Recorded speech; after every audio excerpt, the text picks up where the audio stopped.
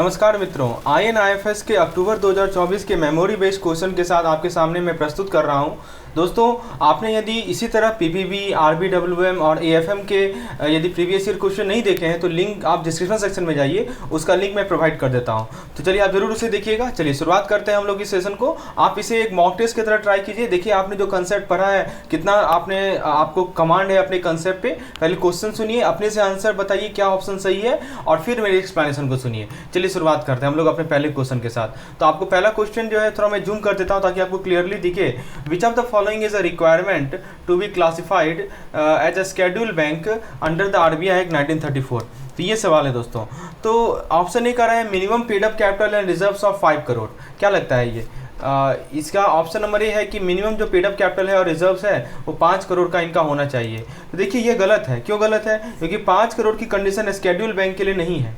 यहाँ पे किसकी बात की जा रही है? शेड्यूल बैंक, ठीक है। बल्कि यह स्मॉल फाइनेंस बैंक के लिए होती है। तो यदि 5 करोड़ का कहा जाए ना तो ये स्मॉल फाइनेंस बैंक का है, राइट। और ये RBI एक्ट 1934 के अनुसार है। तो RBI ने स्मॉल फाइनेंस बैंक के लिए मिनिमम 5 करोड़ की रिक्वायरमेंट रखी है, लेकिन शेड्यूल बैंक के अलग क्राइटेरिया है। फिर कह रहा है कि listed in the first schedule bank. ये गलत है, ये भी गलत है, क्योंकि यह एक बैंक तभी फर्स्ट शेड्यूल में लिस्ट होता है जब वो पहले शेड्यूल बैंक की कंडीशन फुलफिल करता है। पहले क्राइटेरिया फुलफिल होगा तब नाम RBI के फर्स्ट शेड्यूल में आएगा। ऑप्शन नंबर सी कह रहा है कि minimum paid up capital and reserves of more than 5 lakh. हाँ, ये सही है, मोर देन 5 लाख, ठीक है। RBI एक्ट 1934 का जो हिसाब से अगर किसी बैंक का मिनिमम पेड अप कैपिटल और रिजर्व 5 लाख से ज़्यादा होता है तो उसे शेड्यूल बैंक को कहा जाता है। जैसे अगर एक नए बैंक का कैपिटल 6 लाख है तो वह शेड्यूल बैंक बन सकता है, लेकिन अगर 4 लाख है तो नहीं बन सकता। मिनिमम पेड अप कैपिटल इससे ज़्यादा होगा तो चलेगा। ये ऐसा नहीं कि मान लीजिए 1 करोड़ है, 5 करोड़ है तो ऑब्वियसली चलेगा, लेकिन मिनिमम इतना होना चाहिए। And option number D, allowed to borrow from RBI at the repo rate. तो ये गलत है, क्योंकि सिर्फ शेड्यूल बैंक को RBI से रेपो रेट पे लोन मिलता है। ये क्यों रॉन्ग है? क्योंकि कह रहा है कि allowed to borrow from RBI at the repo rate. ये गलत है, क्योंकि सिर्फ शेड्यूल बैंक को RBI से रेपो रेट पर लोन मिलता है, लेकिन यह कंडीशन शेड्यूल बैंक बनने की नहीं होती। यहाँ पे शेड्यूल बैंक बनने की कंडीशन कही जा रही है, ठीक है ना। तो पहले शेड्यूल बैंक बनना जरूरी है, तभी जाके रेपो रेट पे बोरोइंग का बेनिफिट मिलेगा। तो एक बार हम समराइज कर ले क्या पॉइंट हमने डिस्कशन किया इस क्वेश्चन के माध्यम से। देखिए सबसे पहला पॉइंट मैंने आपको बताया कि शेड्यूल बैंक बनने के लिए मिनिमम आपको 5 लाख का 5 लाख से ज़्यादा कैपिटल और रिजर्व होना चाहिए। और अगर कोई बैंक यह कंडीशन फुलफिल करता है तो उसका नाम RBI के फर्स्ट शेड्यूल में लिस्ट हो सकता है। शेड्यूल बैंक को RBI से रेपो रेट पर बोरोइंग का बेनिफिट मिलता है, और स्मॉल फाइनेंस बैंक के लिए जो लिमिट है वो 5 करोड़ की कैपिटल रिक्वायरमेंट होती है, राइट, ना कि शेड्यूल बैंक के लिए। तो आपको ये चीज़ समझ में आ गया। चलिए, तो इसी प्रकार से दोस्तों प्रति क्वेश्चन में केवल आपको आंसर ही नहीं बताऊंगा, आपको मैं चारों ऑप्शन को समझाऊंगा और फिर मैं आपको इंपॉर्टेंट पॉइंट रिकॉल भी करवाऊंगा। यही हमारा तरीका होता है इस क्वेश्चन आंसर सेशन का। चलिए आगे बढ़ते हैं, अगले सवाल की ओर बढ़ते हैं। So next question is on in the front of your screen. आपसे पूछा जा रहा है, according to the section 24 of the RBI act, what is the highest denomination of currency note that can be issued by the central government based on recommendation of central board. Option A कह रहा है 5000। गलत है। क्यों 5000 गलत है दोस्तों? देखिए सिंपल सी बात है कि RBI एक्ट में मैक्सिमम जो है डिनोमिनेशन 5000 नहीं है। हिस्ट्री में 5000 का नोट कभी इशू किया गया था, लेकिन अब अलाउड नहीं है। मैं आपको बता दूं 1940s में 5000 का नोट सर्कुलेशन में था, लेकिन उसके बाद गवर्नमेंट ने बड़ा डिनोमिनेशन डिसकंटिन्यू कर दिया। सही जवाब है इसका 10,000 ऑप्शन नंबर बी करेक्ट है। देखिए RBI एक्ट का जो सेक्शन नंबर 24 है, सेक्शन नंबर भी आपको पता होना चाहिए। सेक्शन नंबर 24 के अकॉर्डिंग मैक्सिमम डिनोमिनेशन जो है 10,000 तक हो सकता है अगर सेंट्रल गवर्नमेंट अप्रूव करे तो देखिए पहले जो है ना क्या होता था, मैं थोड़ा हिस्ट्री में ले चलता हूँ आपको कि ये जो 10,000 का जो नोट था वो ब्रिटिश एरा। तो ब्रिटिश एरा कब था? For example 1938। तो 1938 में क्या होता था, ब्रिटिश एरा में ये इशू किया गया था। फिर 1994 में 1954 में री इंट्रोड्यूस हुआ, ठीक है। तो पहले 1938 में इंट्रोड्यूस हुआ, फिर 1954 में ये री इंट्रोड्यूस हुआ, और फिर जाके 1978 में डिमोनेटाइजेशन के टाइम विड्रॉ कर दिया गया। तो अभी का जो सिनेरियो है इस टाइम पे जो मैक्सिमम तो आप जानते ही ये 500 है। फिर कह रहा है 20,000, तो ये भी गलत है। और लास्ट ऑप्शन 15,000 भी गलत है। तो देखिए सबसे पहले पॉइंट क्या याद रखना है आपको, सेक्शन नंबर 24, ये याद रखिए। तो सेक्शन नंबर 24 है हमारा RBI एक्ट, इसके अकॉर्डिंग मैक्सिमम डिनोमिनेशन जो है 10,000 तक हो सकता है। भारत में 10,000 का नोट पहले इशू किया गया था, लेकिन 1978 में 1978 में विड्रॉ कर दिया गया। आज के टाइम पे 500 रुपया सबसे बड़ा नोट है जो सर्कुलेशन में है, ये आपको पता होना चाहिए। तो दोस्तों यदि एक्सप्लेनेशन आपको पसंद आया हो तो लाइक करें, कमेंट करें और हमारे चैनल को सब्सक्राइब करें, ठीक है। ऐसे ही हम लोग इंपॉर्टेंट MCQ डिस्कस करते रहेंगे। चलिए अगले सवाल की ओर बढ़ते हैं। So question number 3 of the previous year question is in front of your screen. आप देख सकते हैं बहुत अच्छा सवाल है कि what does the supply curve represent.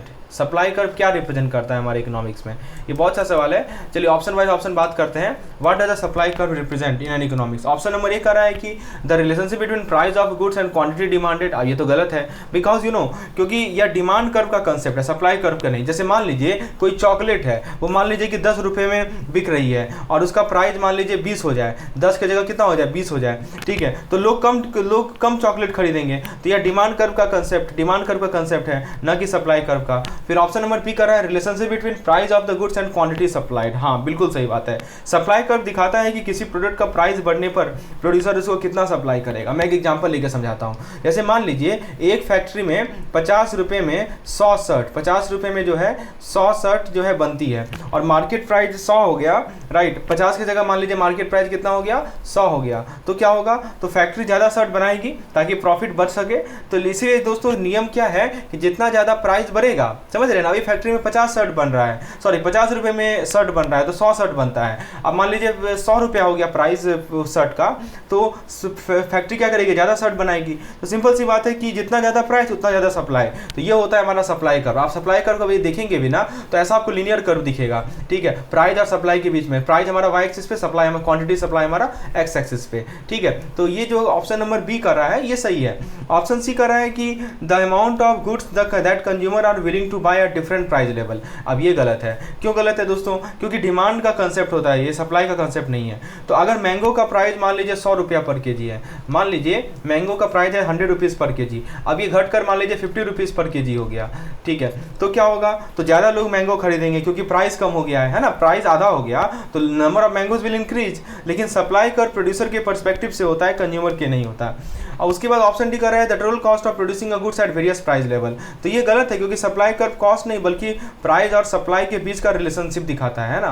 तो ये भी option number D is also wrong. क्योंकि दोस्तों अगर एक मोबाइल फोन की मैन्युफैक्चरिंग कॉस्ट मान लीजिए 10,000 रुपया है तो सप्लाई कर्व उस कॉस्ट से रिलेट करता है, रिलेट नहीं करता। मतलब आपने मोबाइल फोन का जो कॉस्ट है, मान लीजिए मोबाइल फोन का मैन्युफैक्चरिंग कॉस्ट है, किसी मोबाइल फोन का मैन्युफैक्चरिंग कॉस्ट मान लीजिए 10,000 है, तो सप्लाई कर्व उस मैन्युफैक्चरिंग से रिलेट नहीं करता, राइट, बल्कि मार्केट में उसका प्राइस और प्रोड्यूसर कितना सप्लाई करेंगे उससे उसको रिलेशन दिखाता है। तो फ्रेंड्स यदि हम समराइज कर लें इस फैक्ट को, हमने देखा कि जो हमारा सप्लाई कर्व है वो दिखाता है कि प्राइस और क्वांटिटी सप्लाई के बीच का रिलेशन क्या होगा। प्राइस बढ़ने पर प्रोड्यूसर ज़्यादा सप्लाई करते हैं ताकि प्रॉफिट बढ़ सके। और डिमांड कंज्यूमर कर्व का होता है, कंज्यूमर्स का होता है, सप्लाई कर्व प्रोड्यूसर का होता है। सिंपल सी बात है, डिमांड कर्व कंज्यूमर का, सप्लाई कर्व प्रोड्यूसर का, और प्रोडक्शन कॉस्ट का सप्लाई कर्व से कोई डायरेक्ट रिलेशन नहीं है, जो कि ऑप्शन नंबर डी में गलत है। सही जवाब है हमारा ऑप्शन नंबर बी। समझ में आ गया दोस्तों कि सप्लाई कर्व का एक्चुअल मीनिंग क्या होता है। आइए अगले सवाल की ओर बढ़ते हैं। Which of the following, I think थोड़ा सा मैं इसे इधर जूम कर लूँ, वेट अ मिनट, ओके ये हाँ ठीक है अब सही है। Which of the following statement is true regarding to the liquidity preferential theory and the factor influencing money demand. बहुत अच्छा सवाल है, राइट। तो आज हम डिस्कस करेंगे एक इंपॉर्टेंट एमसीक्यूज को जो कि लिक्विडिटी प्रेफरेंस थ्योरी और मनी डिमांड से रिलेटेड है। हर एक ऑप्शन को सिंपल लैंग्वेज में समझेंगे ताकि कंसेप्ट क्लियर हो जाए। चलिए शुरू करते हैं। पहला ऑप्शन कह रहा है, सवाल यह है कि इनमें से कौन सा कथन सही है एलपीटी के रिगार्डिंग और जो फैक्टर हमारी मनी डिमांड को अफेक्ट करते हैं उनके रिगार्डिंग। पहला ऑप्शन कह रहा है कि higher nominal income leads to lower demand for money. क्या लगता है आपको, what do you think about it? तो ये गलत है क्योंकि दोस्तों जब इनकम बढ़ती है ना तो लोगों की ट्रांजैक्शन भी बढ़ती है। सिंपल सा बात है, the reason is quite simple. Whenever income increase then what happen, transaction also increase, and when transaction increase इसका मतलब है कि ज़्यादा मनी की जरूरत होती है, राइट। लोगों की ट्रांजैक्शन भी बढ़ी, इट मीन्स दैट ज़्यादा मनी की जरूरत होती है। जैसे मान लीजिए कि आपकी सैलरी मान लीजिए कि 50,000 से लेकर 1 लाख हो गया, अभी 50,000 सैलरी है, वो बढ़कर 1 लाख हो गया, ठीक है। तो आप ज़्यादा खरीदी करेंगे, ज़्यादा ट्रांजैक्शन करेंगे, इसका मतलब कि मनी डिमांड बढ़ती है, कम नहीं होती। तो यहाँ क्या कर रहा है कि नॉमिनल इनकम बढ़ने से डिमांड फॉर मनी कम हो जाती है, ये गलत है।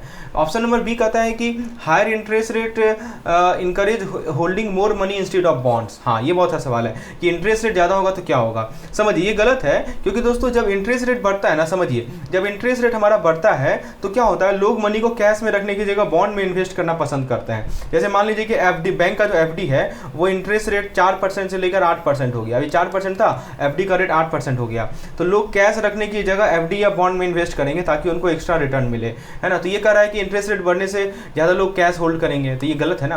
When interest rate falls bond price also fall, अब ये क्या लगता है आपको, ये भी गलत है, क्योंकि जब इंटरेस्ट रेट गिरते हैं तो बॉन्ड का प्राइस एक्चुअली बढ़ता है। आपको ये पता होना चाहिए कि जो बॉन्ड का प्राइस होता है वो इन्वर्सली प्रोपोर्शनल होता है इंटरेस्ट रेट से, राइट। जैसे मान लीजिए सोचिए आपके पास एक पुराना बॉन्ड है जो 8% रिटर्न देता है, अगर नए बॉन्ड सिर्फ 6% इंटरेस्ट देने लगे तो आपकी बॉन्ड की वैल्यू बढ़ जाएगी, क्योंकि वो पुराने वाले बॉन्ड ज़्यादा रिटर्न दे रहे हैं। तो इसलिए इंटरेस्ट रेट घटने से क्या होता है, बॉन्ड का प्राइस बढ़ जाता है, आपका बॉन्ड का वैल्यू बढ़ जाएगा। और ऑप्शन नंबर डी कह रहा है expectation of future interest rate affect the bond holding behaviour, this is correct, ठीक है। Why it is correct, because लोग बॉन्ड खरीदने या बेचने का डिसीजन फ्यूचर इंटरेस्ट रेट के एक्सपेक्टेशन के बेसिस पर लेते हैं। अगर लोगों को लगता है कि आने वाले समय में इंटरेस्ट रेट गिरने वाला है तो लोग अभी बॉन्ड खरीदेंगे ताकि उनका वैल्यू फ्यूचर में बढ़ सके। अगर उनको लगता है कि इंटरेस्ट रेट बढ़ेंगे तो वो बॉन्ड बेच देंगे, समझ रहे हैं ना बात को।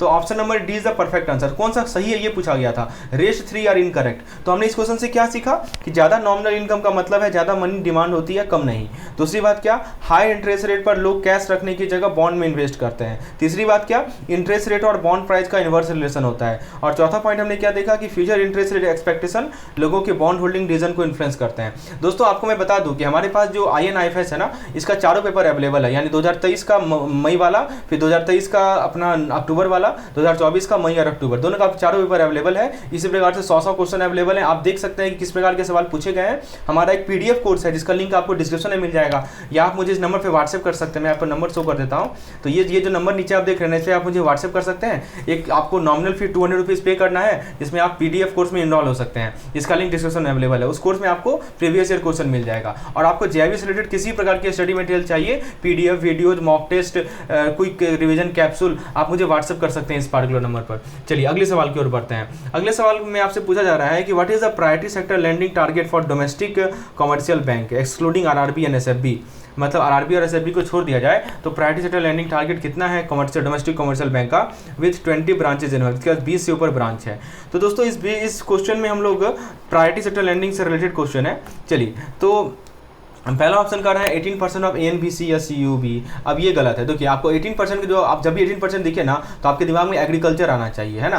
आप इतना बार PSL पढ़े होंगे तो आपको पता ही होगा कि जो 18% है इसका टारगेट एग्रीकल्चर सेक्टर के लिए होता है ना। It is not for entire PSL, right. So ये मैं एग्जाम्पल लेता हूँ। जैसे मान लीजिए कि बैंक को इंश्योर करना पड़ता है कि 18% लोन एग्रीकल्चर और फार्मर के लिए दिए जाएँ। जैसे कि मैं एग्जाम्पल ले बताऊँ, जैसे suppose for example crop loan, right, for example crop loan, right. जैसे मान लीजिए फार्म मशीनरी है, for example farm machinery, right. So bank has to ensure that 18% loan should be given to agriculture, farmer, crop loan, farm machinery, irrigation etcetera. Then option number B से 40%, yes it is correct. क्योंकि दोस्तों commercial bank और 20 से ऊपर branches वाले foreign bank का PSL target 40% होता है। Remember this point, very very important. Commercial bank as well as those bank which have foreign bank with 20 branches and above, the target is how much, their target is 40%। For example, अगर let's suppose that a bank has ANBC, adjusted net bank credit of 1000 crore. Let's take an example. Suppose that a bank has ANBC of 1000 crore, right? So for what is 40% of 1000 crore? It is nothing but 400 crore. So for those bank, 400 crore should be allocated PSL sector, should be allocated to PSL sector, priority sector landing sector, right. जैसे कि agriculture, MSME, education, housing, renewable energy, export credit, समझ में आया। तो ANBC यदि 1000 करोड़ है तो 400 करोड़ इनको PSL सेक्टर में देना पड़ेगा। ये इनका PSL का टारगेट है। ऑप्शन नंबर सी कर रहा है 7.5%, ये गलत है। देखिए 7.5% के बारे में आपको बता दो, आपको पता होना चाहिए कि MSME का टारगेट है। This is the target for MSME। MSME का माइक्रो इंटरप्राइज के लिए होता है, ना कि टोटल PSL का। यानी जो छोटे छोटे बिजनेसमैन होते हैं या लोकल किराना स्टोर है, हैंडीक्राफ्ट बिजनेस है, जो माइक्रो प्राइस के अंदर आते हैं उनको मिनिमम 7.5% लैंडिंग मिलती है। And if you talk about option number D 12%, this is also wrong, because ST/SC borrower selfless, ये जो है ना PSL टारगेट वीकर सेक्शन के लिए होता है 12% का, right. ST/SC borrower, self help group, SHG जानते होंगे आप, लो इनकम फार्मर, ठीक है। तो देखिए हम केवल ऑप्शन सही आंसर नहीं देख रहे हैं, हम देख रहे हैं कि बाकी जो 7.5 है, 12 है, वो किसका किसका है। This is how we should learn, right. तो हमने इस क्वेश्चन से क्या सीखा कि जो 40% PSL टारगेट होता है डोमेस्टिक कमर्शियल बैंक और 20 से ऊपर ब्रांचेज वाले का होता है। 18% जो हमारा PSL टारगेट है वो एग्रीकल्चर के लिए होता है। 7.5% जो PSL टारगेट है वो माइक्रो इंटरप्राइज के लिए है और 12% PSL टारगेट वीकर सेक्शन के लिए है। तो आपको एग्जैक्ट टारगेट सभी सेक्शन का पता होना चाहिए। You should know what is the target for every section, right. So this is all about. Now let's move forward to this particular question. Yes, very good question. Let me show you that what does the 100% automatic FDI, just wait a minute, what does the 100% automatic FDI in telecom service sector imply? Right, very good question it is. तो अब हम बात करेंगे एक important MCQ जो बता रहा है आपसे कि जो 100% ऑटोमेटिक FDI है टेलीकॉम सर्विस में, इससे रिलेटेड है। चलिए, इसका क्या मतलब है। ऑप्शन ए कह रहा है कि foreign investor require government approval to invest in telecom services. गलत है, क्योंकि 100% ऑटोमेटिक FDI इन्होंने दे रखा है ना। इसका मतलब है कि किसी भी फॉरेन इन्वेस्टर को गवर्नमेंट अप्रूवल लेने की जरूरत ही नहीं है। अगर एक US बेस्ड कंपनी भारत में टेलीकॉम बिजनेस स्टार्ट करना चाहती है तो उसको गवर्नमेंट की परमिशन की जरूरत ही नहीं पड़ेगी। और दोस्तों मैं आपको एक बात बता दूं कि ये जो परसेंटेज वाला कंसेप्ट है ना कि कितना परसेंटेज अलॉट है, इसके लिए मैंने एक ट्रिक बनाया था। आप यदि ट्रिक जानना चाहते हैं तो प्लीज आप कमेंट सेक्शन में यस लिखिए, मैं समझ जाऊंगा कि आप वो ट्रिक जानना चाहते हैं। यदि आप वो ट्रिक आपको बता दो ना तो आपको वो जो बुक में पेज दिया हुआ है 2 पेज में कवर्ड है ये FDI का कितना परसेंटेज है, तो आपको रटने बिल्कुल जरूरत नहीं पड़ेगा। एक सिंपल ट्रिक है जिसके माध्यम से आप उसको याद रख सकते हैं। Please type yes in the comment section, या आप लिख दीजिए ट्रिक लिख दीजिए कमेंट सेक्शन में, मैं समझ जाऊंगा, मैं आपको वीडियो का लिंक प्रोवाइड कर दूंगा। चलिए जारी रखते हैं अपने डिस्कशन को। तो मैं आपको ये बताया कि ऑप्शन नंबर ए यहाँ पे क्या देखा आपने कि गलत है। चलिए ऑप्शन नंबर बी की ओर बढ़ते हैं। ऑप्शन नंबर बी से in that foreign investor can invest up to 100% in telecom service without government approval. बिल्कुल सही बात है। 100% ऑटोमेटिक FDI का मतलब है कि फॉरेन इन्वेस्टर बिना गवर्नमेंट अप्रूवल के टेलीकॉम सेक्टर में पूरा 100% इन्वेस्ट कर सकते हैं। मैं एग्जांपल लेके समझाता हूं। मान लीजिए कि कोई जापानीज टेलीकॉम कंपनी है, वो भारत में अपनी 100% ऑनरशिप के साथ एक नया टेलीकॉम बिजनेस स्टार्ट करना चाहता है, right. So they want to start a new telecom business 100% ownership.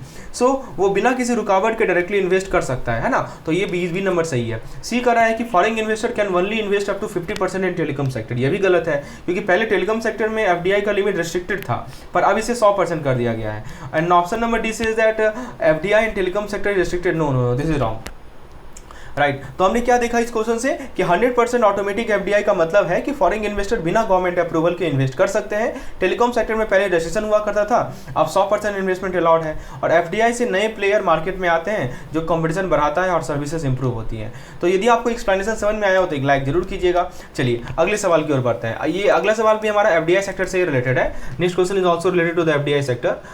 Okay, very good question. Which of the following sector has FDI limit of 100%? किसका FDI लिमिट 100% है अंदर ऑटोमेटिक रूट? चलिए, तो option number एक आ रहा है डिफेंस मैन्युफैक्चरिंग।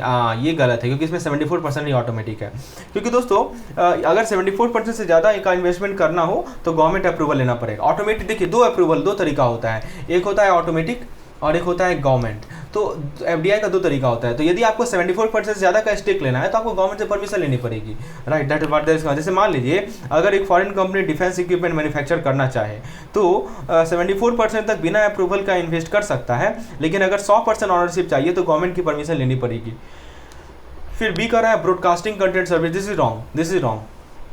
तो what about option है? Option A was also wrong, right. 100% FDI कर रहा है। देखिए ब्रॉडकास्टिंग में क्या होता है ना कि जो हमारा ब्रॉडकास्टिंग है जैसे कि टीवी चैनल, न्यूज़ मीडिया, इसमें 100% FDI ऑटोमेटिक से अलाउड नहीं है, तो गवर्नमेंट अप्रूवल चाहिए होता है। तो अगर कोई फॉरेन मीडिया कंपनी भारत में न्यूज़ चैनल या एंटरटेनमेंट प्लेटफॉर्म लॉन्च करना चाहे तो उसको गवर्नमेंट से अप्रूवल लेना पड़ेगा। Then uplinking downlinking TV channel. So this is बिल्कुल correct, obviously this is correct. Why? Because you know इसके लिए 100% FDI ऑटोमेटिक रूट से अलाउड है। मतलब कि अगर एक फॉरेन ब्रॉडकास्टिंग कंपनी भारत में अपना टीवी चैनल लॉन्च करना चाहे तो वो बिना किसी गवर्नमेंट, देखिए ब्रॉडकास्टिंग अलग चीज़ होता है, टीवी अलग चैनल होता है। तो यदि कोई फॉरेन ब्रॉडकास्टिंग कंपनी भारत में टीवी चैनल लॉन्च करना चाहे तो बिना किसी गवर्नमेंट अप्रूवल का 100% इन्वेस्ट कर सकता है। एंड ऑप्शन नंबर डी से agriculture and animal husbandry. This is also wrong, ठीक है। I think this is correct because एक बार मैं आपको चेक करके बताता हूँ। एग्रीकल्चर और एनिमल हस्बेंड्री में मुझे लगता है 100% नहीं है, right. Let me check it once more, then I will tell you in the comment section. Now which of the following was not a key recommendation of the Narasimhan committee? ये Narasimhan committee बहुत important है। Narasimhan committee 1992 का जो reforms था उसमें से कौन सा रिकमेंडेशन नहीं है, ये पूछा गया है। चलिए आगे बात करते हैं। ऑप्शन नंबर ए का रहा है कि introduction of capital adequacy norm. Not, यहाँ पे नॉट वर्ड को ध्यान दीजिएगा। ऑप्शन नंबर ए से introduction of capital adequacy norm, ये बिल्कुल सही बात है। It is a correct but not the answer, right.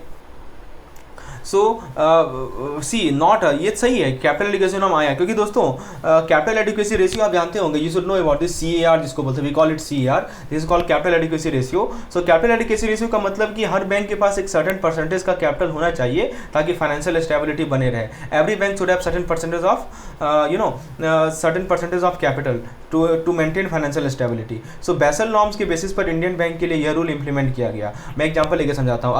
अगर मान लीजिए एक बैंक जो है 100 करोड़ का लोन देती है, if a bank give 100 crore loan, right, so उसको एक मिनिमम कैपिटल रिजर्व रखना पड़ेगा जिससे कि रिस्क मैनेज हो सके और बैंक डिफॉल्ट ना करे। What about option B, establishment of DRT। C ये बिल्कुल सही है। इस कमेटी ने बैड लोन रिकवर करने के लिए DRT बनाने की रिकमेंडेशन दी थी। DRT का काम था कि बैंक और फाइनेंशियल इंस्टीट्यूशन को fast track recovery process provide करना। अगर मान लीजिए किसी बिजनेस ने बैंक से लोन लिया और रिपे नहीं किया तो बैंक DRT में केस फाइल कर सकता है और जल्दी रिकवर करवा सकता है। ऑप्शन नंबर सी कर रहा है nationalisation of more bank. This is wrong and this is our answer. Why, you know, because Narasimhan committee का फोकस बैंकिंग रिफॉर्म पे था, ना कि बैंक नेशनलाइज करने पे। इसके कॉन्ट्ररी कमेटी ने यह कहा कि बैंक को ऑटोनॉमी मिलनी चाहिए और उसको एफिशिएंटली चलना चाहिए। तो 1970 में आपको पता होना चाहिए, ये उल्टा कहा था इन्होंने, नेशनलाइजेशन के अपोजिट कहा था। तो आपको पता होना चाहिए कि 1970s में ऑलरेडी बैंक नेशनलाइज हो चुके थे, इसलिए और बैंक नेशनलाइज करना जरूरी नहीं था, है ना। आपको पता होगा 1970s और 1980s में गवर्नमेंट ने बहुत सारे प्राइवेट बैंक को पब्लिक सेक्टर में कन्वर्ट किया, लेकिन 1992 में ये कमेटी आया था। कब आया था?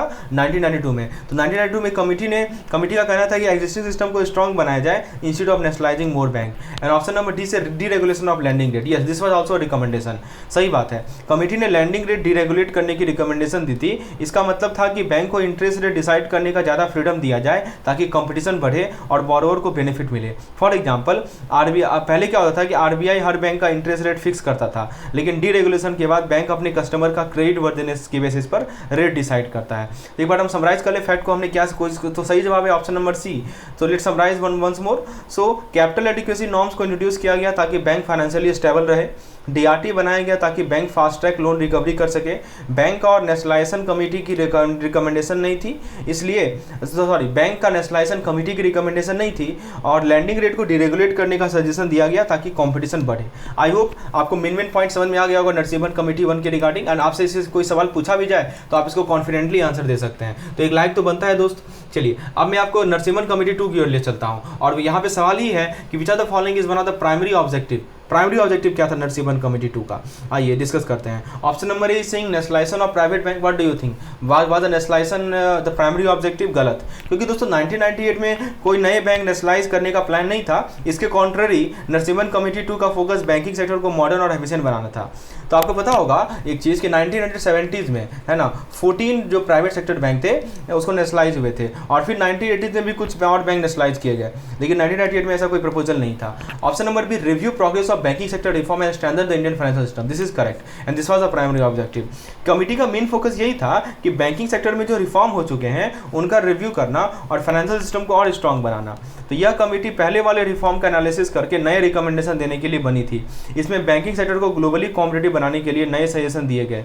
तो अगर कोई कंपनी नए रूल इंप्लीमेंट करती है तो कुछ टाइम बाद उनको रिव्यू भी करना पड़ता है, क्या सही चल रहा है और क्या नहीं। तो नरसिम्हन कमेटी 2 का भी यही काम है।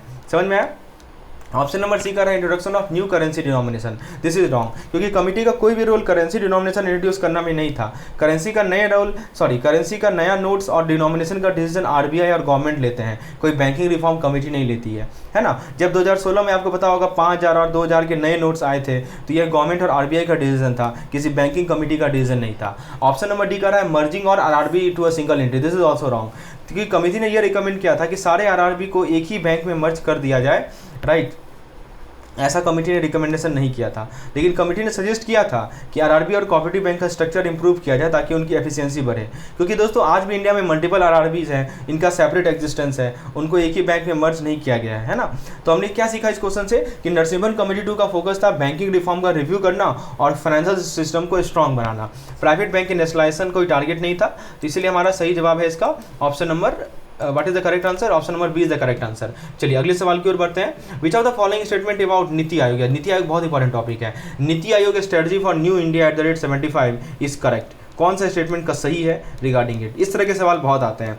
तो पहला ऑप्शन कर रहा है it was published in December 28 and cover 41 critical areas. Very good, very nice, it is correct. क्योंकि दोस्तों नीति आयोग ने यह स्ट्रैटेजी दिसंबर 2018 में लॉन्च की थी, राइट। और इस डॉक्यूमेंट में 41 इंपॉर्टेंट एरिया कवर किए गए थे, जो कि भारत को 2022 से लेकर 2023 तक, राइट, एक नए डेवलपमेंट लेवल तक ले जाने का टारगेट रखता है। तो इसमें इसका मेन गोल है इंडिया को न्यू इंडिया बनाने का, जो इकोनॉमिक ग्रोथ, गवर्नेंस, इंफ्रास्ट्रक्चर और सोशल डेवलपमेंट में स्ट्रांग हो।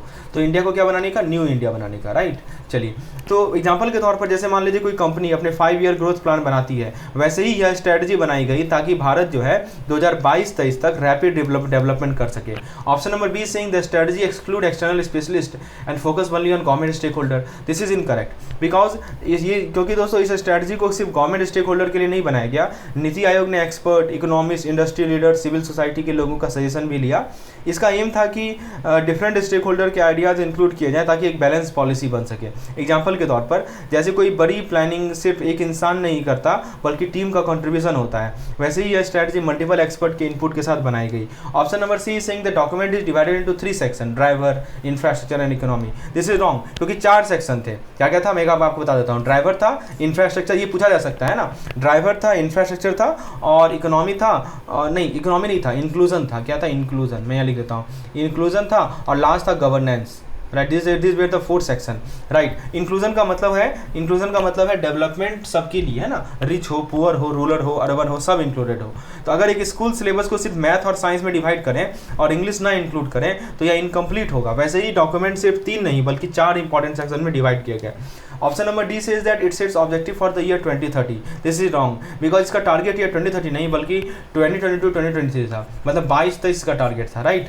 तो इसका नाम क्या रखा गया? न्यू इंडिया @75, क्योंकि दोस्तों ये इंडिया के 75th इंडिपेंडेंस एनिवर्सरी तक गोल अचीव करना चाहता था। और दोस्तों 2030 के लिए आपको पता होगा एक अलग टारगेट है जो कि SDG का टारगेट है, सस्टेनेबल डेवलपमेंट गोल का टारगेट दिए गए हैं जो ग्लोबली फॉलो होते हैं। तो जैसे कोई स्टूडेंट अपना एग्जाम प्रिपरेशन 6 महीना का गोल के साथ करता है और एक अलग 5 साल का कैरियर प्लान बनाता है, तो वैसे ही यह स्ट्रेटजी का टारगेट शॉर्ट टर्म था, लॉन्ग टर्म नहीं। तो हमने क्या सीखा इस क्वेश्चन से कि नीति आयोग ने दिसंबर 2018 में न्यू इंडिया @75 स्ट्रेटजी लॉन्च की थी। यह 41 क्रिटिकल एरिया कवर करता है जो कि भारत को 2022-2023 तक डेवलप करने का गोल रखता है। स्ट्रेटजी बनाने में external expert, economist, industry leader भी इन्वॉल्व थे और डॉक्यूमेंट को 4 सेक्शन में डिवाइड किया गया है, ड्राइवर, इंफ्रास्ट्रक्चर, इंक्लूजन और गवर्नेंस। आपको ये पता होना चाहिए। This where the 4 section in which this document has been divided. So that is all about new India @75। Let's move forward and see the next question. Which one of the following is not an actual reform और policy measure introduce at the part of India's financial sector reform and liberalization effort. चलिए, बहुत सा सवाल है। So let's go through each and every option. तो basically Indian के financial sector reform और liberalisation efforts से रिलेटेड क्वेश्चन है। ऑप्शन नंबर ए का रहा इंट्रोडक्शन ऑफ नॉट। यहाँ पे ध्यान दीजिएगा, नॉट पूछा गया है। This is very important thing to note. So option number A is that introduction of capital adequacy norm in the banking sector. बिल्कुल सही बात है। कैपिटल एडिक्वेसी नॉर्म का मतलब है कि बैंक के पास एक मिनिमम कैपिटल रिजर्व होना चाहिए ताकि फाइनेंशियल रिस्क हैंडल कर सके, राइट। आपको पता होगा आफ्टर 1991 के बाद क्या हुआ, फाइनेंशियल सेक्टर रिफॉर्म के अंदर नरसिम्हन कमेटी ने रिकमेंड किया कि बैंक को बेसल नॉर्म फॉलो करनी चाहिए, राइट। तो बैंक को कौन सा नॉर्म फॉलो करना चाहिए? बेसल नॉर्म फॉलो करना चाहिए। ये नरसिम्हन कमेटी ने रिकमेंड किया। इसका मेन पर्पस था कि बैंक फाइनेंशियल क्राइसिस का सामना कर सके और डिफॉल्ट होने का रिस्क कम हो, है ना। तो ये बिल्कुल सही बात है, ठीक है। तो जैसे मान लीजिए कंपनी अपनी सैलरी एम्प्लॉय को तभी दे सकती है ना जब उसके पास सफिशिएंट कैश रिजर्व हो, वैसे ही बैंक को भी एक फिक्स कैपिटल मेंटेन करना होता है। ऑप्शन नंबर बी का रहा implementation of priority sector lending target to ensure credit flow to the underserved sector. बिल्कुल सही बात है, क्योंकि दोस्तों PSL टारगेट का मतलब ही है कि बैंक को कुछ स्पेसिफिक सेक्टर को लोन देना कंपलसरी होता है। इसका पर्पस है मार्जिनलाइज्ड और अनडिजर्व्ड लोगों तक बैंकिंग फैसिलिटी को पहुंचाना। ऑप्शन नंबर सी का रहा है liberalisation of FDI norms such as permitting 100% automatic route in certain sector like TV broadcasting. This is also correct because दोस्तों इंडिया ने लिबरलाइजेशन के बाद अपनी FDI पॉलिसी को ओपन किया जिसमें कई सेक्टर में 100% ऑटोमेटिक रूट अलाउ किया। फॉर एग्जाम्पल, मैं एग्जाम्पल लेकर समझाता हूँ। जैसे मान लीजिए टीवी ब्रॉडकास्टिंग है, राइट। तो टीवी ब्रॉडकास्टिंग है, एग्रीकल्चर है, एनिमल हस्बेंड्री है, ई-कॉमर्स है और भी बहुत सारे सेक्टर हैं, उसमें FDI के रूल रिलैक्स किए गए। इसका मेन पर्पस था फॉरेन इन्वेस्टमेंट को अट्रैक्ट करना और इकोनॉमिक ग्रोथ को बूस्ट करना। मैं एक एग्जांपल लेके समझाता हूँ। जैसे अगर कोई फॉरेन इन्वेस्टर इंडिया में अपना बिजनेस स्टार्ट करना चाहता है तो उसके लिए पहले अप्रूवल लेना पड़ता है, पर अब कई सेक्टर में डायरेक्ट इन्वेस्टमेंट अलाउड है। And option number D says mandating the application of liquidity preference theory for determining bank interest rate. This is गलत और यही हमारा सही जवाब है। Because you know that liquidity preference theory एक इकोनॉमिक थ्योरी है जो इंटरेस्ट रेट और मनी सप्लाई के बीच के रिलेशन को समझाती है, लेकिन यह थ्योरी को कभी भी बैंकिंग सिस्टम के में मैंडेटरी पॉलिसी के रूप में इंप्लीमेंट नहीं किया गया। इंडिया में बैंक इंटरेस्ट रेट का डिटर्मिनेशन आरबीआई के मॉनेटरी पॉलिसी टूल जैसे कि सीआरआर, एसएलआर, रेपो रेट, हाँ, और मार्केट डिमांड सप्लाई के बेसिस पर होता है, ना कि सिर्फ किसी इकोनॉमिक थ्योरी के बेसिस पर।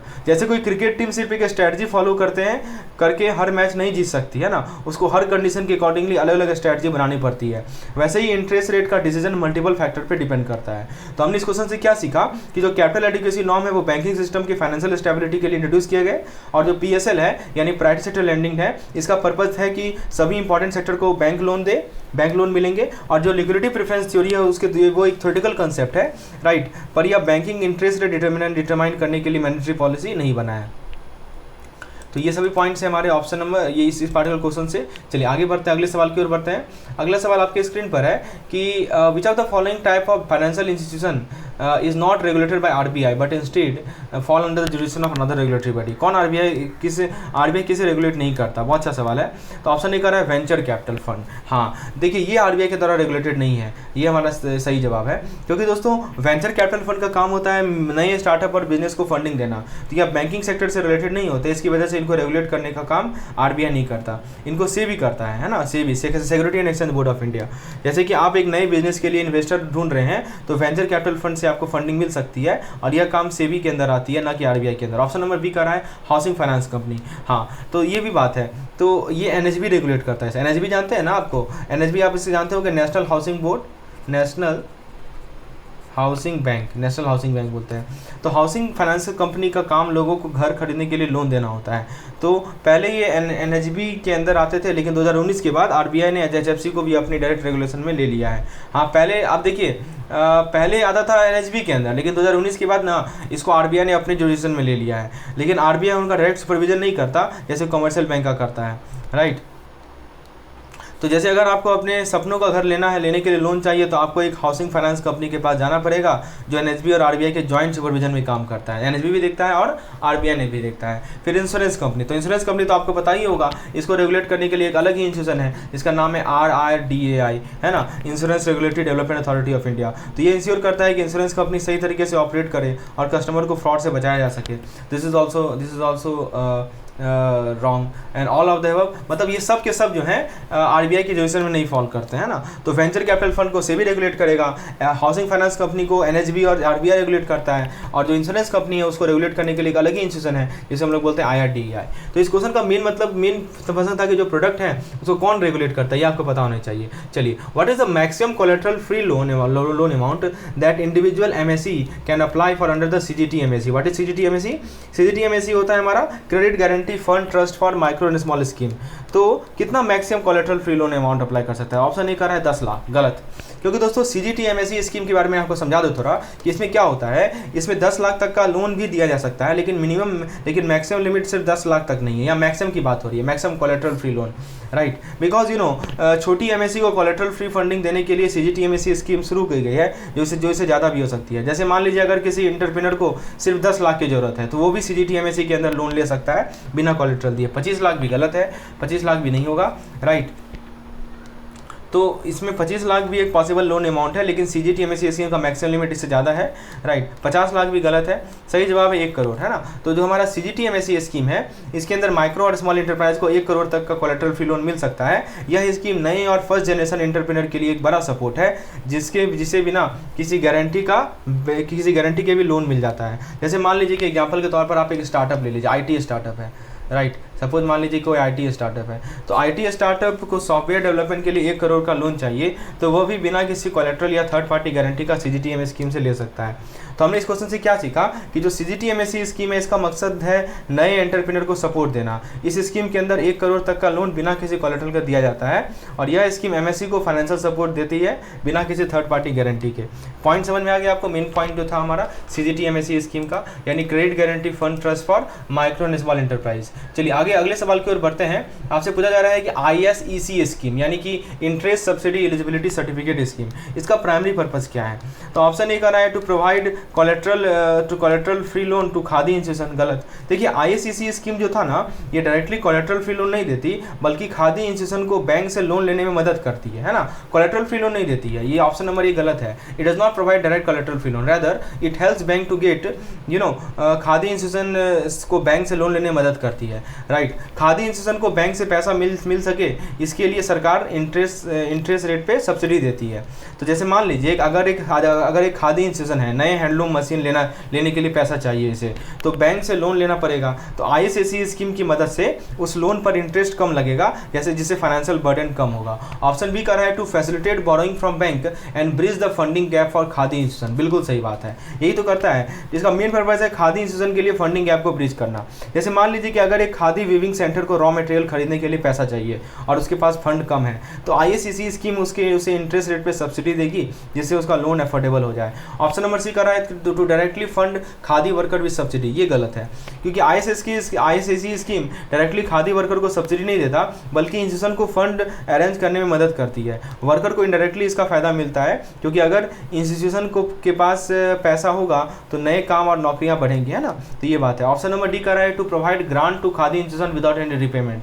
अब देखिए एक ग्रांट स्कीम तो है नहीं है, मतलब यह है कि इंस्टीट्यूशन का लोन वापस करना होता है ना, लोन वापस करना ही पड़ेगा, लेकिन उनका इंटरेस्ट रेट कम हो जाता है। तो हमने क्या सीखा इस क्वेश्चन से कि जो हमारा interest subsidy eligibility certificate scheme है, इसका मकसद है खादी इंस्टीट्यूशन को बैंक से फंड अरेंज करने में मदद करना, और यह स्कीम डायरेक्टली खादी वर्कर या इंस्टीट्यूशन को ग्रांट नहीं देती। यह स्कीम इंटरेस्ट रेट पे सब्सिडी प्रोवाइड करती है, जिससे लोन लेना सस्ता हो जाता है, और खादी सेक्टर की फाइनेंशियल नीड को फुलफिल करने के लिए ये एक बहुत ही इंपॉर्टेंट इनिशिएटिव है। तो दोस्तों चीज़ें समझ में आ रही है ना, तो लाइक जरूर कीजिएगा इस वीडियो को। अगले सवाल की ओर बढ़ते हैं। इनमें से कौन सा कथन PM गति शक्ति के बारे में सही है ना, इस करेक्ट पूछा जा रहा है, विच स्टेटमेंट इज करेक्ट। आइए तो सबसे पहले PM गति शक्ति को समझते हैं। ऑप्शन ए का right was launch in the union budget 22-23 by the prime minister. क्या लगता है आपको, ये ऑप्शन क्या लगता है, व्हाट डू यू थिंक? देखिए PM गति शक्ति का जो अनाउंसमेंट है वो 2022-23 के बजट में आया था। इसका पर्पस था कि देश में इंफ्रास्ट्रक्चर को और स्ट्रांग बनाना और इकोनॉमिक ग्रोथ को बूस्ट करना। फॉर एग्जाम्पल अगर नया हाईवे बनाना है तो बजट में उसके लिए पैसा एलोकेट किए जाते हैं, तो PM गति शक्ति के अंदर हाईवे, रेलवे, इंफ्रास्ट्रक्चर प्रोजेक्ट को स्पीड अप किया जाता है। तो ये सही स्टेटमेंट है ना। It is a national master plan for multi modal connectivity. What do you think about it? So PM गति शक्ति एक नेशनल मास्टर प्लान है जो ट्रांसपोर्टेशन और कनेक्टिविटी इंप्रूव करने के लिए बना है।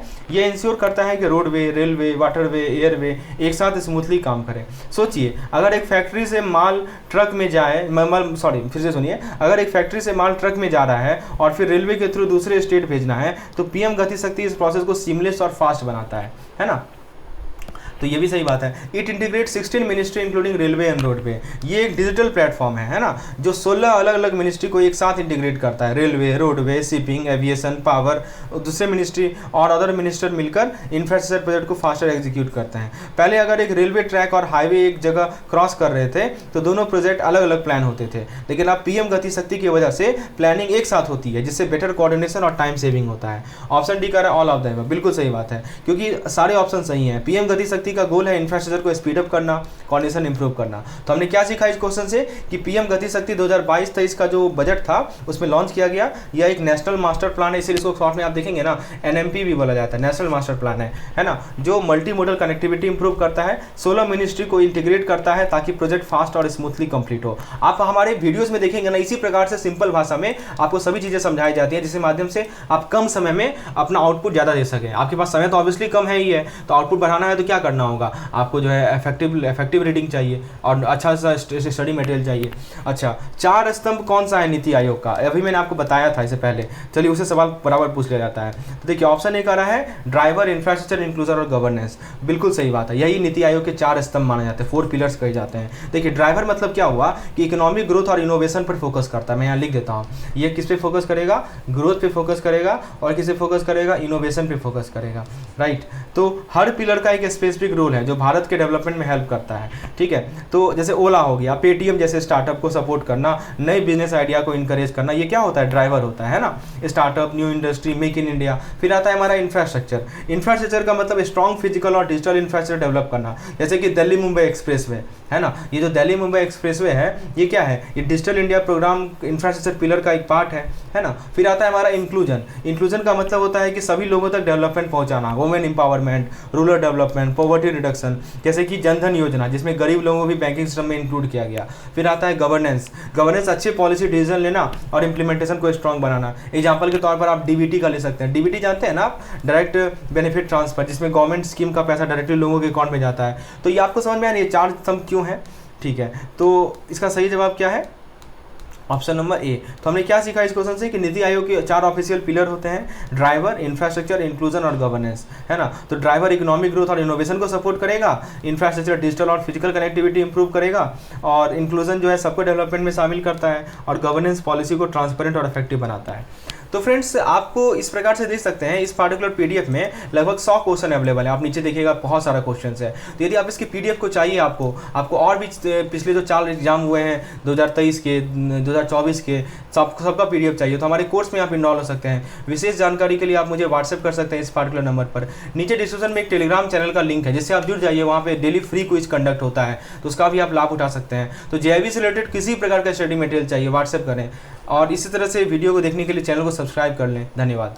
और यदि आप चाहते हैं कि मैं इस वीडियो का पार्ट 2 लेसन लाऊं तो प्लीज़ आप पार्ट 2 लिखें कमेंट सेक्शन में, ताकि मुझे लगेगा कि हाँ ये जो वीडियो मैंने जो भी चीज़ आपको समझाया है वो आपको समझ में आ रहा है और आप पार्ट 2 भी लाने में इच्छुक हैं। धन्यवाद।